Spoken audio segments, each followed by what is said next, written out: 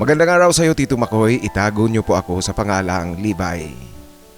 Ang aking kwento, kagaya ng ilang senders mo, umibig din ako sa pinsan at matalik kong kaibigan. First cousin ko talaga siya. Siya si Kuya Hene. Ang pamilya namin, Tito Makoy, pwede kong sabihing pamilya ng mga engineers at architects. Ang papa ko at ang papa ni Kuya Hene, magkapatid, kapwa sila civil engineers. Ang mama ko naman, meron siyang kapatid na dalawang architects. Kaya pwede kong sabihing pamilya kami ng mga engineers at architects. Noong high school ako, ito namang si Kuya Hene ay nasa college na. Siya ang nagsisilbing tutor ko sa physics, trigo at sa mga advanced mathematics. Madalas kaming magkasama na rin, Tito Makoy, sa gym kasi mula noong third year pa lang ako ng high school, dahan-dahan at unti-unting nag-i-exercise na ako sa fitness gym. Si Kuya Hene na rin ang nagsisilbing personal coach at trainer ko. Pagtungtong ko ng college, civil engineering din ang kinuha ko. Itong si Kuya Hene naman, 5th year na siya sa architecture. Panganay kasi siya sa akin ng mag-aapat na taon. Lalo na akong naging masigasig sa pagwo-workout sa gym kasi alam mo na, Tito Makoy, college boy na tayo. Dapat maganda ang katawan upang may appeal sa mga chicks. 3 beses kami sa isang linggo kung pumasok sa fitness gym nitong si Kuya Hene. Ngunit, Tito Makoy, ewan ko ba kung bakit bigla na lang isang araw may nakita akong kakaiba kay Kuya Hene. Yung biglang pakiramdam ko, nagkagusto ako sa kanya. Yung hindi ko mapigilang titigan siya sa kanyang katawan mula balikat pababa hanggang sa kanyang harapan, Tito Makoy. Tila, Tito Makoy, natulala ako kasi bukol na bukol ang kanyang jogging pants na suot noong nakahiga siya sa bench press. Akala mo mayroong latang sardinas na inilagay. Nitong mga unang araw, Tito Makoy, hindi ko ito napapansin. Subalit ngayon, bigla na lang lahat sa kanyang katawan, pakiramdam ko nakakaakit sa aking paningin. Nung oras na yon, pinicturan ko itong si Kuya Hene at noong mag-flash ang camera, natawa itong si Kuya Hene na wala sa concentration niya, tumigil ito sa kanyang pag-i-exercise. Yung pagkuha kong iyon ng litrato, wala lang ito kay Kuya Hene. Ipinakita ko pa at ipinasa ko sa Bluetooth niya ang picture na aking kuha sa kanya.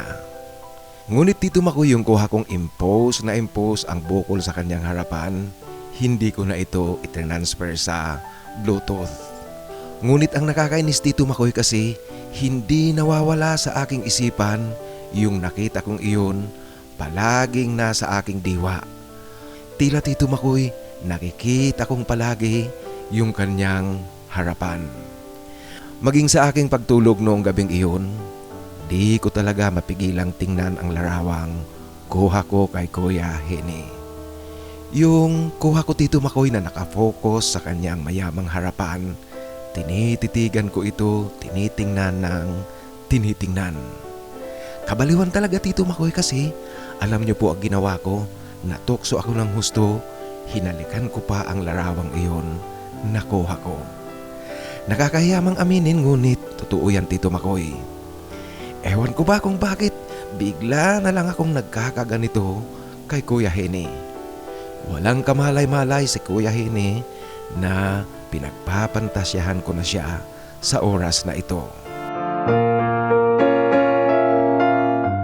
Isang gabi, nagkasundo kami na pakatapos ng workout namin sa fitness gym, diretso na kami sa isang simpleng hangout. Total kasi, Tito Makoy, Sabadong gabi iyon, Linggo kinabukasan, walang pasok sa eskwela, kaya mag-a-unwind kaming dalawa. Pagpunta namin sa gym, nagdala na kami ng aming damit na bihisan. Meron naman kasi kaming dalang sasakyan, Tito Makoy. At noong matapos na kami sa aming pag-workout, ang problema ngayon, dadalawa ang cubicle na gumagana sa shower room. Hindi pa kasi napapalitan ng faucet yung ibang cubicles. Marami kaming nag-workout, nakapila ang mga magsa-shower. Yung isang cubicle Tito Makoy meron ng gumagamit. Nasa loob na ang tao. Libay, jamming na lang tayo para makaalis na tayo. Ito Tito Makoy ang mungkahi at wika ni Kuya Henny. Kaya nag-jamming kami sa aming paliligo upang makapag-ayos kaagad at makaalis sa fitness gym. Ang pagja-jamming namin ito Tito Makoy, hindi naman ito issue sa aming mga kasamahan sa gym kasi alam nila na magpinsan kaming dalawa. Saka ang bawat cubicle naman, tanging kurtina lang talaga ang takip nito. Kung magsa-shower ka, magtatakip ka lang ng kurtina. Sa aming jamingan na ito ni Kuya Henny Tito Makoy, ngayon ko nakita ang kanyang pinaka-tatago talagang dapat na itago. Walang pakialam itong si Kuya Henny na naliligo kaming magkasabay kasi nga siya na rin mismo ang nagmungkahi. Kaya lang sa panig ko Tito Makoy ang nakakabwisit kasi hindi ko talaga mapigilang mapasulyap ng mapasulyap kay Kuya Henny. Kaya upang maikubli ang aking pasulyap-sulyap na iyon, biniro ko na lang itong si Kuya Henny. Kuya Henny, ang laki pala niyan. Ano bang ginagawa mo? Bakit dambuhala yan? Iyan Tito Makoy, ang biro at sabay na tawa ko kay Kuya Henny. Alam niyo po maging ang mga kasama namin na naghihintay upang mabakante ang cubicle, nagtawanan. Yung isa ngang nagsashower sa kabilang cubicle, hindi nakatiis, sumabad talaga sa aming usapan ni Kuya Henny. Libay, bakit? Anong klase bang pakalaki niyan? Ito Tito Makoy ang wika ng kasamahan namin na nagsashower din sa kabilang cubicle. Kaya tuloy Tito Makoy hindi mapigilan ng mga taong nasa shower room ang tumawa. Ano pa Libay? Kinakailangang ini-exercise din yan bago matulog sa gabi at pagkagising sa umaga. Ito naman Tito Makoy ang birong sagot sa akin ni Kuya Henny. Sa aming paliligong iyon, alam niyo po ang nakakainis pa kasi nagpailod pa sa akin itong si Kuya Henny sa kanyang likuran. Nakakainis nga Tito Makoy kasi tila baga tinutokso ako ni Kuya Henny. Alam niyo po noong iniiluran ko ang kanyang likuran, halos sabihin ko kay Kuya Henny na, Kuya, iluran ko na rin yung alaga mo. Ito Tito Makoy ang ngumingiting nasa isipan ko. Subalit hindi na lang ako kumibo at napangiti na lang ako habang iniiluran ko itong si Kuya Henny.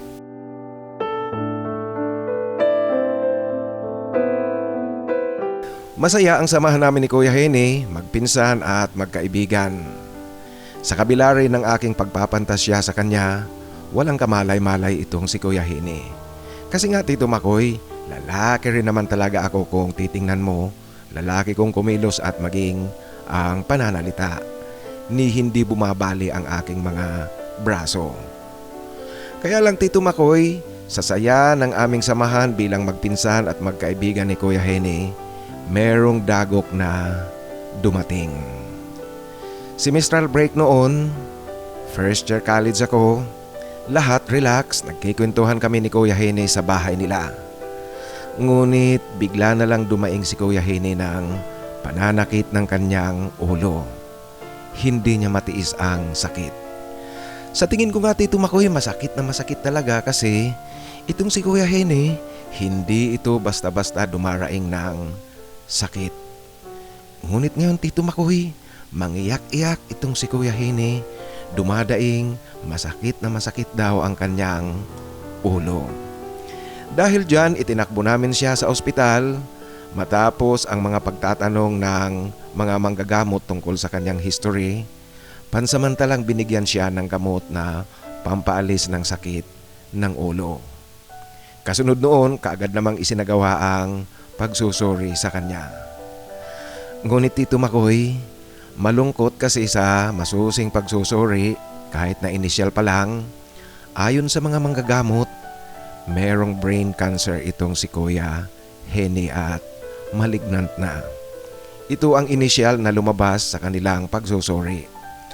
Kaya naman iminungkahi mismo ng pamunuan ng ospital na dalhin namin siya sa Manila kasi sa Manila merong mga ospital na mas moderno ang mga gamit pagdating sa karamdamang ito. Alam mo Tito Makoy, nung sabihin iyon ng mga manggagamot, para akong pinagsakluban ng langit at lupa nang marinig ko ang kanilang sinabing merong brain cancer itong si Kuya Henny. Ngunit itong si Kuya Henny Tito Makoy, tinitingnan ko, tila relax lang siya. Si Kuya Henny na rin mismo ang humingi na sabihin sa kanya ang resulta ng pagsusuri. At noong oras na kalmado itong si Kuya Henny, matapos sabihin sa amin ng mga manggagamot ang kanyang karamdaman, nagtapat sa amin itong si Kuya Henny. Ayon sa kanya, matagal na pala siyang nakakaramdam ng kakaibang pananakit ng ulo at minsan bigla na lang siyang nahihilo. Ngunit hindi niya ito pinapansin kasi ang akala niya mataas lang ang kanyang blood pressure. Kasi minsan nahihilo siya at minsan nga nawawala sa balanse raw siya, ngunit nawawala rin. Dahil sa kanyang sinabi Tito Makoy, naalala ko tuloy na may mga pagkakataon sa fitness gym na bigla na lang siyang tumitigil sa pag-i-exercise kasi nahihilo daw siya at medyo sumasakit ang kanyang ulo. Ang ginagawa ni Kuya Henny, umiinom lang ito ng malamig na tubig. Ako naman Tito Makoy, palibhasa kaibigan ko siya at pinsan, palagi ko siyang tinatanong kung ano ang kanyang pakiramdam, kung okay lang siya. Palaging ang sagot sa akin ni Kuya Henny, okay lang at malayo pa raw ito sa kamatayan. At dahil nga Tito Makoy sa mungkahi ng ospital, dinala namin si Kuya Henny sa Manila.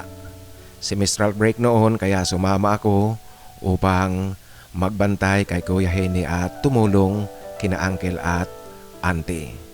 Total kasi Tito Makoy, kaming dalawa ni Kuya Henny, pareho kami naka-enroll na para sa second semester. Kaya naghihintay na lang kami ng pagbubukas muli ng pasukan. Kaya lang Tito Makoy, lumabas din sa pagsusuri ng mga doktor sa Manila na confirm nga Tito Makoy, brain cancer talaga ang sakit ni Kuya Henny at malignant na.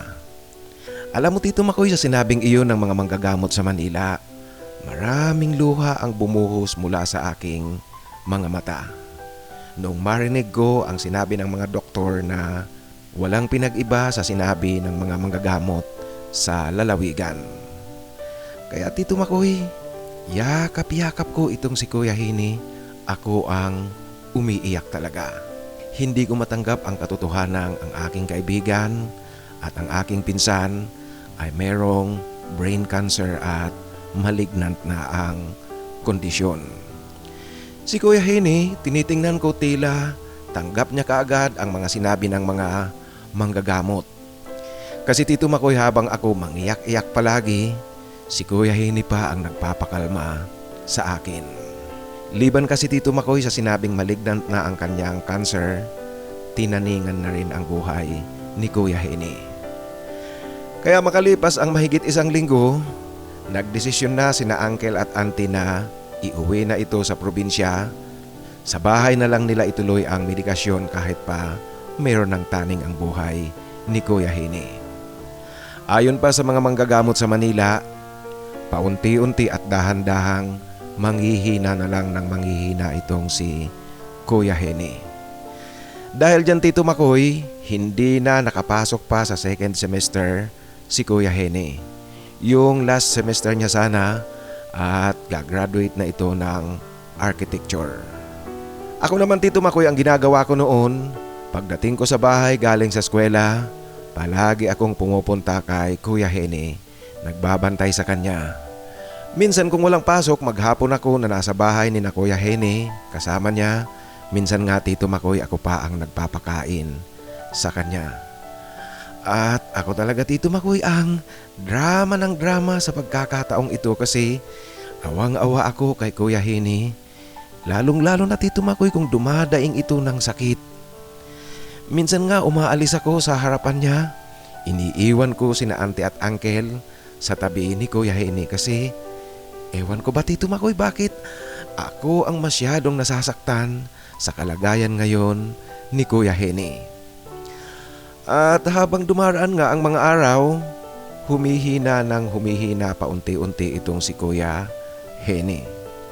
Hanggang dumating Tito Makoy sa oras na hindi na nakakapagsalita si Kuya Henny. Ngunit kung kakausapin mo, kung meron kang gustong sabihin sa kanya, ibubulong mo sa kanyang tainga, naririnig ka pa ni Kuya Henny. At makalipas nga ang mahigit 5 buwan, malas Tito Makoy na pumanaw na si Kuya Henny. Nawala na ang tunay kong kaibigan, ang aking matalik na kaibigan at pinsan, ang mahal na mahal kong kaibigan ko Tito Makoy. Noong pumanaw itong si Kuya Henny hanggang sa nailibing siya, marahil Tito Makoy, naubos na ang mga luha ko kaya hindi ako umiyak sa buong lamay hanggang sa nailibing si Kuya Henny. Ngunit Tito Makoy, makalipas ang ilang araw mula nang ilibing si Kuya Henny, dito na ako dinapuan ng matinding kalungkutan at pangungulila. Alam niyo po, madalas akong umiiyak ng tahimik sa loob ng aking silid sa gabi sa aking pagtulog. Ang tanging ginagawa ko na lang Tito Makoy, pinagmamasdan ko ang mga larawan ni Kuya Henny, ang mga larawan namin noon, yung mga masasayang araw namin, masasayang samahan namin, mga masasayang alaala naming dalawa ni Kuya Henny. Ewan ko po ba Tito Makoy, sadyang mahal ko nga talaga siguro itong si Kuya Henny. Kaya mahalaga sa akin ang lahat na merong kaugnayan sa kanya. Nakakalungkot nga lang na hindi na nakapagtapos si Kuya Henny sa kanyang pag-aaral dahil pumanaw na ito dahil na rin sa kanyang karamdaman. At ang pagmamahal kong nararamdaman hanggang doon na lang, nagtapos na bago pa siya nakapagtapos ng pag-aaral. Ang pagmamahal na aking nararamdaman, alam ko na Tito Makoy wala nang mangyayari pang iba kasi wala na rin si Kuya Henny. Kaya nagkakasya na lang ako Tito Makoy sa pag-alala ng mga masasayang araw namin noon. Hanggang ngayon Tito Makoy, ilang taon na rin ang lumipas. Alam niyo po hindi pa ako nakakapag-move on. Nananatiling buhay na buhay sa aking alaala, sa aking isipan, si Kuya Henny. Medyo ang weirdo nga Tito Makoy kasi aaminin ko na sa iyo ngayon, umibig ako kay Kuya Henny.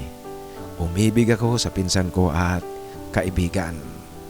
Ngunit sa kabila ng aking nararamdamang iyon kay Kuya Henny, talagang hanggang pumanaw siya, walang kamalay-malay si Kuya Henny kung ano ang nararamdaman ko, kung ano ang uring pagmamahal na meron ako para sa kanya. Ang pagmamahal na higit sa isang pinsan, higit pa sa isang matalik na kaibigan. Sa ngayon Tito Makoy, isa na rin akong civil engineer at nagninegosyo ako ng mga construction supplies at materials. Paunti-unti nangungontrata din ako, yung mga maliliit lang na kontrata at private contracting ang ginagawa ko. Kadalasan sa aking kontrata Tito Makoy ay yung pagtatayo ng mga bahay. Tungkol sa aking buhay, pag-ibig, sa ngayon, aaminin ko sa iyo Tito Makoy na walang direksyon ang buhay ko at hindi ko alam kung saan ito patutungo. Sa ngayon, ayaw ko namang maghanap ng karelasyon. Hindi ko alam kung ano ang mangyayari sa akin at kung ano bang landas ang tatahakin ko, kung ano bang bukas ang naghihintay sa akin, lalong-lalo na ang buhay, pag-ibig ko. Hanggang dito na lang po Tito Makoy ang aking kwento. Sana po kahit na simpleng-simple lang, basahin nyo at maibahagi dito sa iyong channel. Ang isa sa masugid mong tagapakinig, Libay.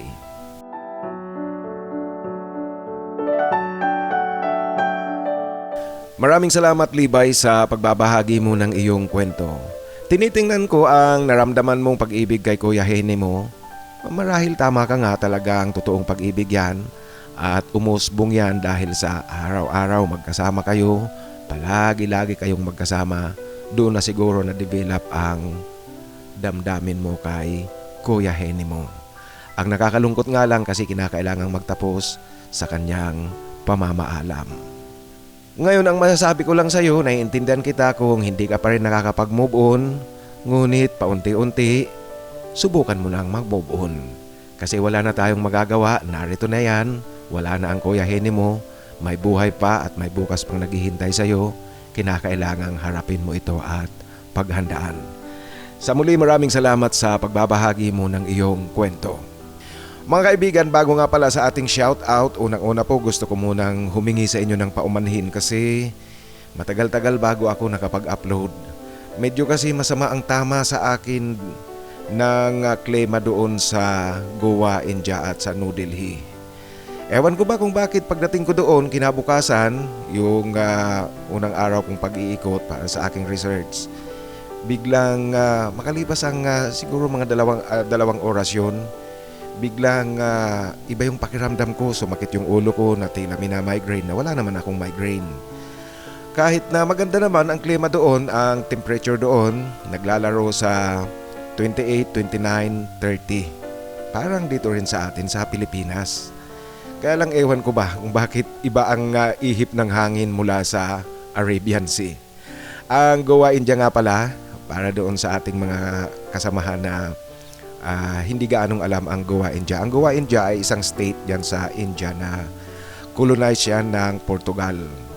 Yan ang center of Catholicism at Christianity dyan sa India. Kaya pag napunta kayo doon, maraming simbahan talaga ng Catholic Church ang makikita nyo at pwede nyong puntahan. Ako ang napuntahan ko ay yung church ng St. Francis of Assisi. Ngayon doon sa Goa, India, iwan ko ba kung bakit tila masama hindi maganda ang tama sa akin ng panahon. Bagamat okay naman yung lugar. At lalo pang na-trigger yung sakit ng ulo ko, yung paglipat ko na sa New Delhi. Ang New Delhi medyo mas mainit ng kaunti kaysa sa Goa. Ang temperature doon naglalaro sa 31, 32, 33 degrees. Kaya yung ano ko doon, yung ilang araw na nanatili ako, medyo mahirap sa akin kasi masakit yung ulo ko. Hanggang pagbalik ko na ng Pilipinas, yung flight from New Delhi to Hong Kong, kasi Cathay Pacific yung sinakyan ko, tila yung 5 oras na yun ang haba-haba na sa pakiramdam ko. Lalo na nung nasa Hong Kong na ako yung 3 oras. Alam nyo po kung medyo malapit lang talaga ang dagat na pwedeng uupa lang ako ng bangka. Siguro umupa na ako ng bangka para makauwi lang dito sa Pilipinas. Yun po ang nangyari, kaya medyo matagal akong hindi nakapag-upload kasi hindi ako nakakapagbasa ng husto. Ngunit okay naman ako, wala namang problema. Kaya nga ito palang kwentong binasa ko ngayon, brain cancer, sakit ng ulo. Ito ang pinili ko kasi medyo nakarelate ako ng sakit ng ulo, yung naramdaman ko sa India. Although wala naman akong brain cancer, kaya okay lang sa akin. Yun po ang nangyari, kaya pasensya na kayo kung hindi tayo kaagad nakapag-upload ng bagong kwento. Ngayon sa ating shoutout at palibhasa, ito po yung sabihin nating punishment ko sa sarili ko na hindi kaagad ako nakapag-upload. Punishment at laking kasiyahan ko na rin na gawin ko ito. Yung mga comment doon sa sinusundang upload nito, yung nagpa-flag racing, si Kuya Tonyo tuwing madaling araw, lahat na nag-comment doon, lahat ko na lang kayo isa-shout out. Kasi nga medyo nahihilo pa ako sa pagsusulat at pag-aayos nitong script. Siguro ang sasabihin ko nga, umaatake na sa atin ang katandaan. Hindi na talaga maipagkakaila. Tumatanda na tayo. Kaya siguro yun ang dahilan kung bakit masama ang tama sa akin doon sa Goa, India at sa New Delhi. Bagamat maganda naman ang lugar. Ngayon, kasiyahan ko nga at bilang punishment ko sa sarili ko, hindi punishment na masama ang loob. Punishment ko, ngunit kasiyahan ko na gawin ito sa inyong lahat. Yung mga nagsulat ng comment doon sa sinusundang upload nito, lahat ko na lang kayo isa-shout out. Kaya shout out kay Angelo Pasyon. Angi, maraming salamat. Shout out sa iyo at ingat palagi. Ganoon din ang ating kapatid na nasa Chicago, Illinois, Nakabalik ka na ba ng US, CJ? Pasensya na, medyo malabo ang pagkakataon na magkita tayo. Shout out sa iyo, CJ ng Chicago, Illinois. At kung nakabalik ka na sa Illinois, ingat palagi dyan at maraming salamat. Ganoon din ang ating kapatid na si Boy Robles. Boy, shout out sa iyo at maraming salamat. Ang ating kapatid naman na si Gerson, kung nakikinig ngayon si Silio, doon sa kwentong nagwa-flag racing si Kuya Tonyo, ang sabi ko kasi doon, magbigay kayo ng mga suggestion kay Silio kung saang bansa ang magandang puntahan. Itong si Gerson, ang kanyang suggestion ay ang Germany. Kasi ang sabi ni Gerson, ducks daw ang mga aliman. At malay mo raw, doon ka makakuha ng forever. Shout out sa iyo, Gerson, at maraming salamat sa suporta. Kaya kung nakikinig si Silio, yon, isa sa mga suggestion ay Germany. Ang suggestion ay mula kay Gerson. I-shout out ko rin ang ating kapatid na si Minnie Cruz. Minnie, maraming salamat sa tuloy-tuloy na pakikinig. Shout out sa iyo at ingat palagi. Ganoon din ang ating kapatid na si Timothy Gonzales. Tim, shout out sa iyo at maraming salamat sa tuloy-tuloy na suporta at pakikinig. Ang ating kapatid naman na si Wilson Diswasido, kung hindi ako nagkakamali itong si Wilson sa Caloocan, ngunit Uragon itong si Wilson Diswasido. Shout out sa iyo, Wilson Diswasido, at maraming salamat sa tuloy-tuloy na pakikinig. Ganoon din ang ating kapatid na nasa Dubai, United Arab Emirates, si Adon Adon Vlogs. Ang suggestion ni Adon Adon Vlogs, ang bansa ba yung sinasabi mo, Adon Adon Vlogs? Hindi. Ang sabi ni Adon Adon Vlogs, ang Syrian daw, malakas ang stamina. Kaya lang hindi pa naman pwedeng pumunta doon si Silio sa Syria kasi nga ang Syria ngayon nasa stage of rehabilitation sila pagkatapos ng mahabang civil war na nangyari doon. Kung nakikinig ka, Wilson, ito na, dalawang nationalities na ang iminumungkahi, German at saka Syrian. So mamili ka kung alin dyan, sa Syria o sa Germany. Ngunit sa Syria hindi pa pwede. At hindi lang ako sigurado kung ban pa tayo sa Syria. Ang nagban sa atin, ang nagbabawal sa atin ay ang Philippine government, hindi naman ang Syrian government. Ang natatandaan ko kasi noon, Syria at saka Iraq, saka Afghanistan, hindi tayo pinapayagang bumiyahe sa mga bansang ito. Ngunit, ang Syria ngayon okay na. Maraming salamat, Adon Adon Vlog, sa iyong recommendation na Syrian, malakas ang stamina. Ang ating kapatid naman na si Milagrito Kadirao, Mel, shout out sa iyo at maraming salamat sa tuloy-tuloy na pakikinig. Ang ating kapatid na nasa South Korea, si Joffer, meron ding suggestion itong si Joffer. Sa Europe daw pwede at pwede rin sa Korea. Sa Korea raw, sa US base, ang daming AFAM. Ayan, ang tatlo na ang suggestion. Europe kasi walang pangalan kung saang bansa. Basta sa Europe yung tanggap ang mga Pilipino. At saka sa South Korea. Joffer, maraming salamat sa tuloy-tuloy na pakikinig at shout out sa iyo. Ganoon din ang ating kapatid, shout out kay Selo Silang. Selo Silang, shout out sa iyo at maraming salamat sa tuloy-tuloy na pakikinig. Ang ating kapatid naman na nasa Aloha State of Hawaii, si Ricky alias Top Gun 1968.